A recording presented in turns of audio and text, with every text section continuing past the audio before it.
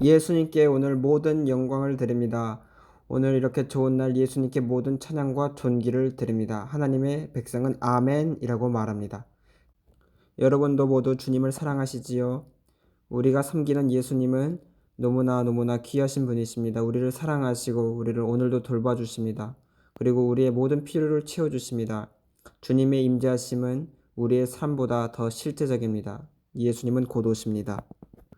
오늘 저는 여러분들에게 아주 복된 가르침을 드릴 것입니다. 그래서 오늘 여러분 저와 함께 해주셔서 감사합니다. 기도하십시다. 주님, 오늘 주님의 사랑에 대해 감사합니다. 주님의 놀라운 말씀과 약속을 감사드립니다. 주님의 선하심과 자비하심에 찬양을 드립니다. 귀하신 예수님께 모든 영광과 존귀를 드립니다. 예수님 이름으로 기도합니다. 아멘. 오늘 여러분 저와 함께 해주셔서 대단히 감사합니다. 오늘은 저는 여러분과 함께 예수님 안에서 삶의 승리를 얻는 비결에 대해 나누고자 합니다. 이 비밀은 골로새서 1장 27절에 나오는데 너무나 강력한 약속의 말씀입니다. 하나님이 그들로 하여금 이 비밀의 영광이 이방인 가운데 얼마나 풍성한지를 알게 하려 하심이라. 이 비밀은 너희 안에 계신 그리스도시니 곧 영광의 소망이니라. 여러분도 알다시피 이 구절에는 아주 많은 것이 들어있습니다. 그나저나 저는 A.B. 심슨 목사님이 말씀하셨던 어떤 것을 먼저 여러분에게 들려줌으로 제 수업을 시작하고 있습니다. 그가 이렇게 말했습니다. 내가 여러분에게 왜 내 인생이 이렇게 편안한지 말해야 합니까? 그나저나 이 목사님은 아주 강력한 하나님의 사람이었습니다. 과거에 비참한 저는 더 이상 존재하지 않습니다. 한때 그것이 저의 모든 삶의 문제를 일으켰지만 그것은 장사되었고 이제 더 이상 존재하지 않습니다. 이제 예수님이 제 안에 계십니다. 아주 놀라운 말씀 아닙니까? 그래서 여러분, 우리의 영광의 소망이 바로 우리 안에 계신 그리스도이십니다. 이것이 바로 오늘 우리가 이야기하려는 주제인 것입니다. 그래서 다시 말씀으로 가십시다. 성경이 말씀한 것처럼 예수님께서 우리 안에 거하시는 것이 우리의 최고의 소망입니다. 그리고 이것이야말로 영광의 소망을 우리가 달성하는 유일한 방법입니다. 그리하여 저의 간절한 소망은 예수님께서 항상 제 안에 계시는 것이 저의 간절한 소망입니다. 우리 이제 잠시 빠르게 고린도전서로 빠르게 가십시다. 고린도전서로부터 이제 말씀을 시작하는 것이 아주 좋을 것이라고 저는 생각합니다. 고린도전서 10장 6절부터 시작합니다. 12절까지 제가 읽도록 하겠습니다. 이러한 일은 우리의 본보기가 되어 우리로 하여금 그들이 악을 즐겨한 것 같이 즐겨하는 자가 되지 않게 하려 함이니 그들 가운데 어떤 사람들과 같이 너희는 우상 숭배하는 자가 되지 말라. 기록된 바 백성이 앉아서 먹고 마시며 일어나서 뛰논다 함과 같으니라. 그들 중에 어떤 사람들이 음행하다가 하루에 2만 3천 명이 죽었나니 우리는 그들과 같이 음행하지 말자. 그들 가운데 어떤 사람이 주를 시험하다가 뱀에게 멸망하였나니 우리는 그들과 같이 시험하지 말자. 그들 가운데 어떤 사람들이 원망하다가 멸망시키는 자에게 멸망하였나니 너희는 그들과 같이 원망하지 말라. 그들에게 일어난 이런 일은 본보기가 되고 또한 말세를 만난 우리를 깨우치기 위하여 기록되었느니라. 그런즉 선줄로 생각하는 자는 넘어질까 조심하라. 이스라엘 백성들은 가나안의 문까지 왔습니다. 그러나 그들이 그토록 가고 싶어 했던 가나안에 들어가지 못했습니다. 그들은 바로 문 앞까지 왔지만 그들의 죄 때문에 멸망당하고 말았습니다. 그래서 우리는 두 가지의 길이 놓인 곳에 가고 있습니다. 하나의 길은 약속의 땅으로 이끄는 것이고 또 하나의 길은 우리의 마음을 완악하게 하는 것입니다. 너무나 강력하지 않습니까? 제가 다시 한번 말씀드리겠습니다. 이스라엘 백성들은 가나안 문까지 왔습니다. 그러나 그들은 절대로 그곳에 들어가지 못했습니다. 그들은 문턱까지 왔지만 그들의 죄 때문에 멸망당하고 말했습니다. 그리고 우리도 두 가지의 길이 놓여 있는 곳으로 가고 있습니다. 하나는 우리를 약속의 땅으로 인도해 주는 길이고 또 하나의 길은 우리의 마음을 완악하게 하는 길입니다. 저는 우리가 이 진리를 무시하고 감히 무시하고 있다고 생각하지 않습니다. 그래서 이집트는 우리가 아는 것처럼 세상을 상징합니다. 이집트 땅은 오늘날 비유적으로 세상을 상징하고 또 육체를 상징하고 우리의 옛 생활을 상징합니다. 홍해는 우리 구원을 상징합니다. 왜냐하면 우리는 홍해를 통해서 옛 생활에서 새 생활로 건너가기 때문입니다. 이스라엘 백성들은 이집트의 속박 안에서 생활하고 있었지만 홍해를 건너게 되었습니다. 그들은 홍해를 건너 새로운 출발로 새로운 삶으로 나아가게 되었습니다. 저는 생각하기를 오늘날 우리는 이 똑같은 것을 사람들을 통해 봅니다. 어떤 사람들은 이집트에서 즉 옛생활에서 막 나왔습니다. 그들은 홍해를 건너고 구원받았습니다. 많은 사람들이 예수님으로 하여금 그들을 이집트 즉 죄의 세상에서 구원해 주시는 것을 허락하지만 예수님이 그들을 약속의 땅으로 인도하시는 것에 대해서는 허락을 하지 않습니다. 이스라엘 백성들도 하나님이 그들을 이집트에서 인도해 내신 것을 허락했지만 하나님께서 그들을 약속의 땅으로 가나안으로 인도하도록 하는 것은 허락하지 않았습니다. 그래서 그들은 모두 광야에서 죽고 말았습니다. 우리가 이 이스라엘 이야기를 생각해 보면 우리는 많은 것을 알 수 있습니다. 먼저 하나님께서 이스라엘에게 어떻게 행하셨는지, 또 어떻게 이스라엘 백성들이 하나님께 그들의 삶을 통해 반응했는지 알 수 있습니다. 이스라엘이 이집트에서 구출받은 것은 우리가 죄로부터 그리고 속박으로부터 구원받은 것을 의미합니다. 그들이 홍해를 건넌 것은 우리가 옛 생활에서 새 생활로 건넜다는 것을 의미합니다. 그래서 제가 생각하기로는 우리 모두가 반드시 이집트, 광야, 그리고 약속의 땅을 한번 살펴볼 이유가 있습니다. 제가 여러분들에게 말씀드린 것처럼 애굽은 옛 생활을 의미합니다. 하지만 광야는 무엇을 나타내는 것일까요? 광야는 바로 승리를 위한 준비의 장소를 나타내는 것입니다. 거기서 하나님은 사람들로 하여금 약속의 땅을 차지하고 침략하기 위해 그들을 준비시키기를 원합니다. 그래서 우리에게 광야가 의미하는 것은 승리를 위해 하나님이 우리를 준비시키는 곳입니다. 제가 예전에 수십 년 전에 구원받았을 때 이 오래된 찬송을 자주 불렀습니다. 그 가사는 이렇습니다. 나의 주님은 광야를 통한 나의 길을 아십니다. 내가 해야 될 모든 것은 바로 주님을 따르는 것뿐입니다.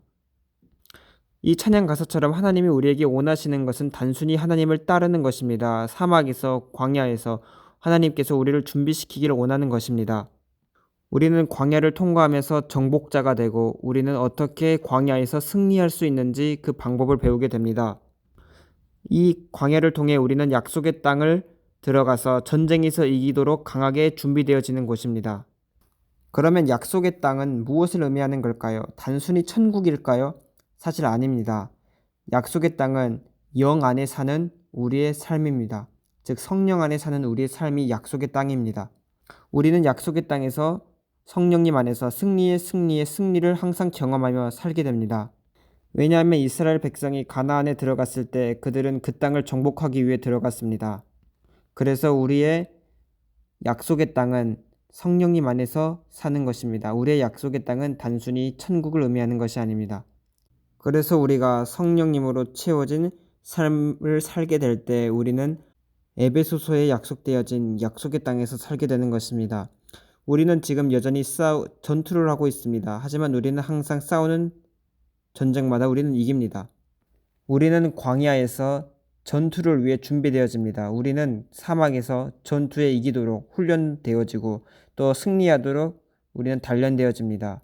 그래서 우리가 약속의 땅에 우리가 들어갔을 때 우리는 싸우고 이깁니다. 그것이 바로 성령님 안에서 사는 삶입니다.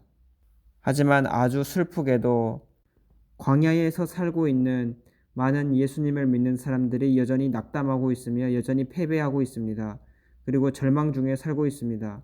왜냐하면 그들은 원수가 그들의 길을 가로막도록 허락했기 때문입니다. 그러면 어떻게 사탄이 우리의 길을 가로막을 수 있을까요? 사탄이 우리 길을 가로막는 게 가장 큰 문제입니다. 그러면 그 문제를 살펴보기 위해서 로마서 7장으로 가십시다. 제가 나눌 이 성경 구절을 이해하는데 저는 아주 많은 세월이 걸렸습니다. 로마서 7장 24절 말씀입니다. 오호라, 나는 곤고한 사람이로다. 이 사망의 몸에서 누가 나를 건져내랴. 우리가 알다시피 우리는 항상 생각하기를 우리가 우리의 힘으로 해낼 수 있다고 생각합니다. 우리는 생각하기를 우리가 진정한 기독교 그리스도적 삶을 살기 위해 우리는 스스로 할 수 있다고 믿고 있는데 우리는 절대로 그렇게 하지 못합니다. 저는 그리스도인의 삶을 살도록 하는 능력이 제 안에 없습니다. 여러분에게도 없습니다. 왜냐하면 성경이 말씀하고 있는 것처럼 우리는 곤고한 사람입니다. 이 사망의 몸에서 누가 우리를 건져줄 수 있겠습니까? 우리 스스로는 그렇게 할 수 없습니다. 하지만 제가 생각하기로는 이 사실을 우리가 이제 지각할 때, 이 사실을 인지할 때 이제 승리의 단계가 시작되는 것입니다. 우리가 우리 스스로 우리 힘으로 크리스천의 삶을 살 수 없다는 것을 이해하고 깨달을 때 승리의 단계가 첫 단계가 시작되는 것입니다. 우리는 우리 힘으로 기도할 수도 없고 또 우리 힘으로 성경을 이해할 수도 없습니다. 또 주님을 따르는 삶을 살 수 없습니다. 주님을 위해 우리는 아무것도 혼자 힘으로 할 수 없습니다. 우리가 그것들을 행하려고 시도할 때 우리는 계속 실패하게 되며 우리가 언젠가 우리의 삶을 되돌아볼 때 우리는 마침내 한 장소로 도착하게 됩니다. 그곳에서 우리는 이제 이렇게 말합니다. 나는 단지 내 자아를 부인하는 것이 필요하다. 우리의 자아를 던져버리는 것이 필요하다라고 우리는 이제 말하게 될 것입니다. 하지만 우리가 이렇게 말한다 할지라도 우리는 자아를 부인하는 방법을 잘 모릅니다. 제가 여러분들에게 말씀드릴 것이 있는데 우리의 첫 번째 주된 원수가 누구인지 아십니까? 마귀가 아닙니다. 우리 자신입니다. 제가 믿기로는 마귀는 우리의 자아를 이용하여 우리로 하여금 그리스도인의 삶을 살도록 하는 것을 방해합니다.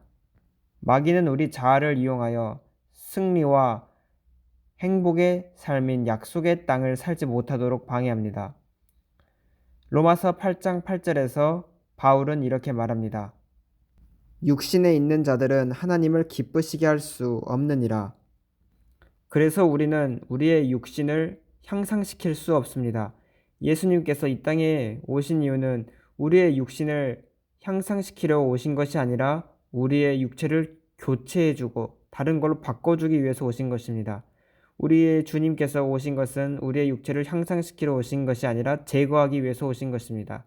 그것을 다른 걸로 바꾸기 위해서 오시는 것입니다. 그래서 우리 모두는 이렇게 말해야 합니다. 육체가 나의 첫 번째 원수이다. 이렇게 말할 수 있는 우리 신앙의 경지로 가야 합니다. 저는 50년이 넘도록 예수님을 믿어왔습니다. 그리고 저는 여전히 이 교훈을 계속 배우고 있습니다. 저에게 있어서도 저의 육체는 저의 매일의 원수입니다. 그래서 저는 항상 이 육체를 패배시키는 방법은 오직 유일한 한 방법밖에 없다. 이 말을 이해하는 곳으로 저는 항상 와야 됐었습니다. 그것이 바로 우리가 지금 이야기하고 있는 내용의 주제입니다. 여러분들은 배울지라도 육체를 복종시키고 단련시킬 수 없습니다. 우리는 육체를 교육시킬 수 없고 자아를 교육시킬 수 없습니다. 그것은 바로 우리의 옛사람입니다. 옛 본성입니다. 우리는 우리 자신을 훈련시키고 교육시킬 수 없습니다. 우리 자신을 단련시킬 수 없습니다. 우리는 이런 삶의 상태들을 살아있는 이런 육체의 상태를 변화시킬 수 없습니다. 여러분들이 혹시 생각하기를 우리의 육체를 의로운 것으로 노출시키고 또 도덕성으로 노출시키면 바뀔 거라고 더 좋아질 거라고 생각하지만 그렇게 될 수 없습니다. 당신이 육체를 종교적인 수양을 통해서 이렇게 단련시키면 우리의 육체가 더 좋아질 것이라고 생각할 수 있지만 사실 그렇지 않습니다. 우리의 옛 본성은 그렇게 변화받지 않습니다. 그리고 우리는 심지어 우리의 옛 본성을 거룩하게 만들려고 할 수 있지만 사실 그렇게 되지 않습니다. 여러분들은 그렇게 할 수 없습니다. 왜냐하면 성경에 말씀하기는 사람의 자아는 사람의 마음은 절대적으로 악하다라고 말씀합니다. 절대적으로 악하다. 우리 모두 에레미야를 찾아보십시다. 에레미야서 여러분들 많은 사람이 이러한 전쟁들을, 육체의 전쟁들을 하고 마침내 이렇게 스스로 말하게 될 것입니다. 그러면 정답이 무엇인가? 내가 어떻게 하면 이곳에서 빠져나갈 수 있는가? 나는 그리스도인의 삶을 살기 위해 부단히 노력했지만 나는 계속 실패하고 있다. 이렇게 말씀하시는 분이 있으실 것입니다. 우리 에레미야 17장 9절 보십시다. 만물보다 거짓되고 심히 부패한 것은 마음이라 누가 능히 이를 알리요마는. 이 성경 구절은 의미하는 것이 마음이 절대적으로 필사적으로 악하다라는 것입니다. 다시 말해 고칠 수 없는 병이다 라고 생각하셔도 됩니다. 이렇게 필사적으로 절대적으로 악한 마음을 누가 알리요? 라고 성경은 말씀합니다. 그래서 바울은 결론을 내리게 됩니다. 로마서 7장을 보십시다. 아주 매우 중요한 구절이 담겨 있습니다. 사도 바울은 이 모든 경험들을 하였고 여전히 육체와 계속 싸웠습니다. 그리고 이러한 경험들을 통해 사도 바울은 진정한 깨달음으로 가게 되었습니다. 바로 어떻게 내가 이것으로부터 자유롭게 될 수 있는지에 대한 것입니다. 로마서 8장에 답이 나와 있습니다. 우리 로마서 8장에 가서 어떻게 말씀하고 있는지 보십시다. 먼저 로마서 7장 18절로 24절을 읽겠습니다. 내 속 곧 내 육신에 선한 것이 거하지 아니하는 줄을 아노니 원함은 내게 있으나 선을 행하는 것은 없노라. 내가 원하는 바 선은 행하지 아니하고 도리어 원하지 아니하는 바 악을 행하는도다. 만일 내가 원하지 아니하는 그것을 하면 이를 행하는 자는 내가 아니요 내 속에 거하는 죄니라. 그러므로 내가 한 법을 깨달았노니 곧 선을 행하기 원하는 나에게 악이 함께 있는 것이로다. 내 속사람으로는 하나님의 법을 즐거워하되 내 지체 속에서 한 다른 법이 내 마음의 법과 싸워 내 지체 속에 있는 죄의 법으로 나를 사로잡는 것을 보는도다. 오호라 나는 곤고한 사람이로다. 이 사망의 몸에서 누가 나를 건져내랴. 이 말씀을 통해 사도 바울도 선을 행하고 싶어 했지만 자기 안에 선이 아예 존재하지 않기 때문에 그도 악을 행할 수밖에 없었다고 고백합니다. 하지만 사도 바울의 이제 마지막에 정답을 말합니다. 우리 주 예수 그리스도로 말미암아 하나님께 감사하리로다. 그런즉 내 자신이 마음으로는 하나님의 법을 육신으로는 죄의 법을 섬기는도다. 사실 성경은 처음에 바울이 썼을 때 장과 절의 구분이 없었습니다. 하나의 쭉 이어지는 편지였습니다. 그래서 8장 2절에 보면은 이는 그리스도 예수 안에 있는 생명의 성령의 법이 죄와 사망의 법에서 너를 해방하였습니다. 바울이 아까 오호라 나는 곤고한 사람이로다 이렇게 말하며 누가 나를 건져줄까 하면서 예수님께 이제 감사를 드리며 예수님이 건져주신다는 것을 말하고 있습니다. 사도 바울이 죄의 법에서 해방되었다고 말했는데 그것은 바로 성령님의 능력을 발견함으로써 그렇게 해방되어진 것입니다. 성령님의 생명은 오직 예수님을 통해서 주어집니다. 제가 하는 말을 잘 들으십시오.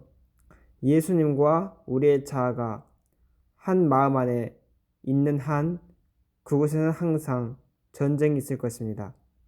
하지만 우리의 자아가 쫓겨나갈 때 평화가 그곳에 찾아올 것입니다.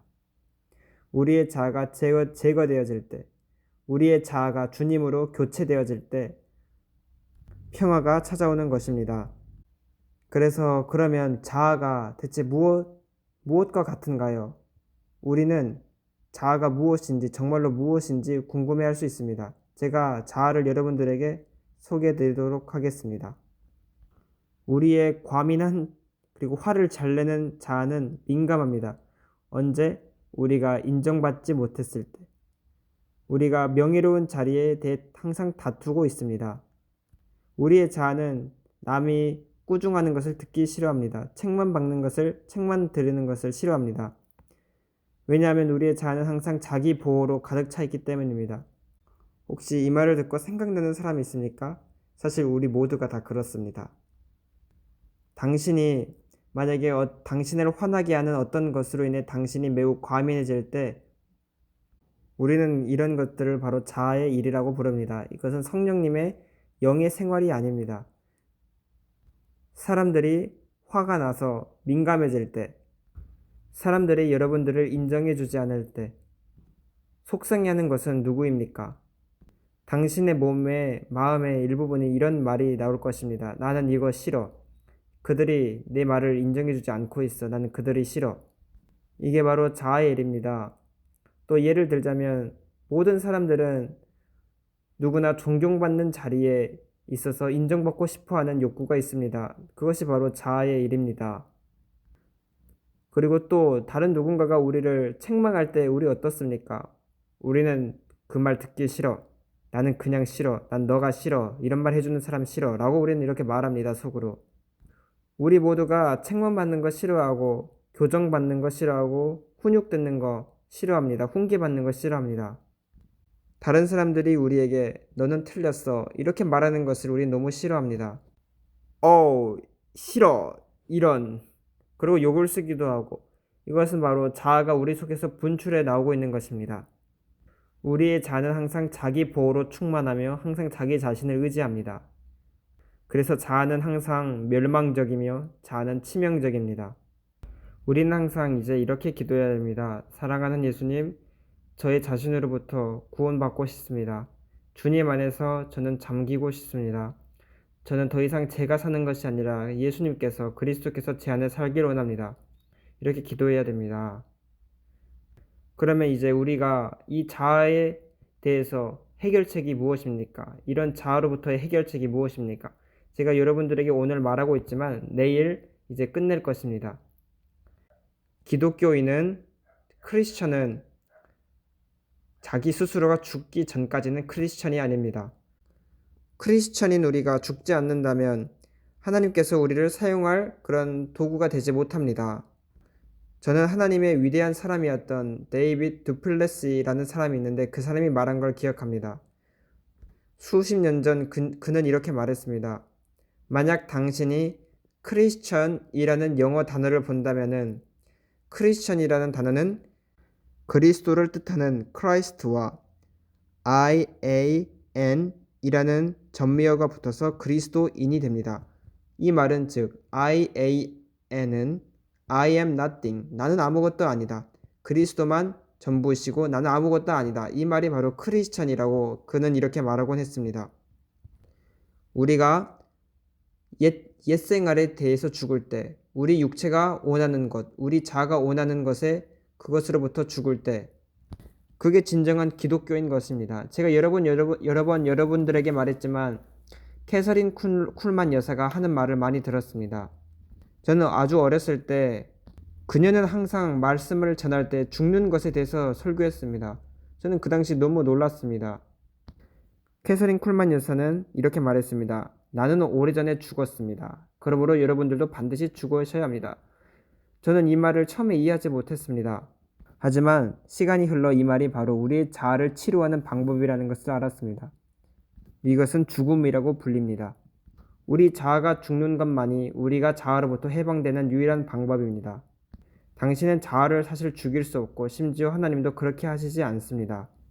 하지만 우리가 해야 될 것은 바로 우리의 자아가 이미 죽었다는 것을 인지하기 시작해야 합니다. 그래서 당신의 자아를 죽이려고 하지 말고 당신의 자아가 사실 이미 죽었다는 것을 인지하시길 바랍니다. 제가 믿기로는 하나님께서 우리를 자아의 십자가형을 이루기 위해 우리를 부르신 것이 아닙니다. 우리는 그 가정 속으로 부르신 것이 아니라 하나님께서는 우리가 이미 예수님이 십자가에 달리실 때 함께 죽었다는 것을 우리로 받아들이는 것을 원합니다. 십자가형은 이미 성취된 것입니다. 우리는 자아를 십자가에 못 박는 과정으로 부르신 것이 아니라 이미 예수님과 함께 2000년 전에 십자가에 못 박힌 우리 자아를 받아들이도록 부르심을 받았습니다. 바울이 말하기를 갈라디아서 2장 20절에 나는 그리스도와 함께 십자가에 못 박혔다 라고 말합니다. 우리는 이미 십자가에 못 박혔습니다. 우리는 이미 죽었습니다. 그래서 하나님께서는 여러분들이 여러분 스스로를 죽이는 것을 원하지 않으십니다. 단지 여러분들은 우리가 이미 죽었다고 인지해야 합니다. 그래서 저는 여러분들이 죄에 대해서는 이미 죽고 하나님에 대하여 살아 계신다는 것을 인지하고 인정하시길 바랍니다. 우리 갈라디아서 2장 20절을 보시면 여러분들이 이제 이해하실 겁니다. 저는 이제 하고 싶은 말이 많이 있지만 내일로 미루겠습니다. 하지만 아직 남아 있는 것이 있기 때문에 여러분들에게 나머지를 전하고 내일 계속 이어서 하도록 하십시다. 우리는 이미 예수님과 함께 십자가에 못 박혀 죽었습니다. 내가 십자가에 못 박혔나니 그런즉 이제는 내가 사는 것이 아니요 내 안에 그리스도께서 사는 것이라. 내가 이제 육체 가운데 사는 것은 나를 사랑하사 나를 위하여 자기 자신을 버리신 하나님의 아들을 믿는 믿음 안에서 사는 것이니라 라고 하나님은 말씀합니다. 이제 여러분 내일 다시 말씀드리도록 하겠습니다. 내일은 더 쉽게 여러분들에게 설명해 드리도록 하겠습니다. 제가 이것을 이해하는데 저는 아주 오랜 시간이 걸렸습니다. 저는 내일 우리가 가지고 있는 자아의 싸움에 대해 아주 명확하고 아름다운 대답을 드리도록 하겠습니다. 내일 계속 이어나가도록 하겠습니다. 우리가 자아의 싸움에 대해서는 우리 스스로 생각해 돼야 될 부분이 많이 있습니다. 저는 지금 여기서 쭉 가르침을 이어나가고 싶지만 하지만 더 좋은 것은 우리가 내일 나눠서 설명드리는 것이 더 낫다고 생각합니다. 제가 여러분들을 위해 기도해 드리도록 하겠습니다. 주님, 우리의 마음을 열어주옵소서. 우리의 영적인 눈을 열어주시옵소서. 그래서 우리로 하여금 사막에서 광야에서 빠져나오는 방법을 이야기하시고 주님께서 우리에게 약속하신 승리의 가나안에 들어가서 승리의 승리를 누리며 성령님 안에서 살게 하여 주옵소서. 우리가 성령님으로 말미암아 진정으로 죄에 대하여 죽게 해주시고 죄가 더 이상 우리를 지배하지 않게 하여 주옵소서. 예수님께 모든 찬양을 드립니다. 예수님의 이름으로 기도합니다. 아멘. 여러분 기억하십니까? 사도 바울은 말하기를 죄가 더 이상 우리를 지배할 능력이 없을 것이라고 했습니다. 그것이 바로 약속된 땅입니다. 죽은 자는 죄로부터 자유합니다. 제가 내일 여러분들에게 나눌 것입니다. 또 내일은 여러분들에게 영혼과 또 정신과 육체에 대해서 나누고 설명하고 싶습니다. 먼저 우리가 누구인지 이해해야 합니다. 사람의 영혼이 무엇인지, 혼의 사람이 무엇인지, 또 혼의 사람의 책임이 무엇인지, 또 육체는 무엇인지 이에 대해 내일 나누겠습니다. 그래서 내일 저와 함께 참여해 주시고 당신의 친구들에게 이것에 대해 이야기해 주십시오. 친구들에게 이 가르침을 공유해 주시길 바랍니다. 특히 내일 가르침은 더 중요한 가르침이 될 것입니다. 그래서 많은 친구들이 제가 전한 메시지를 잘 들을 수 있도록 공유해 주십시오. 이제 주님의 일에 하나님의 왕국을 위해 씨앗을 심을 시간입니다. 하나님께 드리는 것은 하나님의 법입니다. 그것은 아주 귀한 하나님의 명령입니다. 만약에 우리가 주면 우리는 살 것입니다. 만약 우리가 주면 또 우리는 받을 것입니다. 우리가 만약에 주면 하나님께 드리면 우리는 하나님께 수확을 얻을 것입니다. 성경은 매우 분명히 이 점에 대해 말하고 있습니다. 당신의 너의 떡을 물 위에 던져라 이렇게 말합니다. 그러면 그것이 여러 날 후에 도로 찾아오리라 하고 주님은 말씀합니다. 우리는 믿는 사람으로서 씨앗을 심어야 합니다. 그리고 우리가 심는 씨앗이 어떻게 역사하는지 모를 수 있습니다. 우리는 추수가 어떻게 다가오는지 우리는 몰라도 됩니다. 성경은 말씀하기를 상황과 조건을 보지 말라 합니다. 태풍이 올 때 그것을 보지 마십시오. 왜냐하면 당신이 태풍이 다가오는 것을 보면 당신은 씨앗을 심지 못합니다. 그러면 당연히 거둘 수도 없습니다. 우리는 모두 인생의 태풍을 가지고 있습니다. 우리는 세상에 살 때 아주 많은 다양한 태풍이 있을 것인데 우리는 그 태풍을 보지 말아야 합니다. 제가 여러 번 말씀드렸던 것처럼 전도서 11장을 읽어보시길 바랍니다.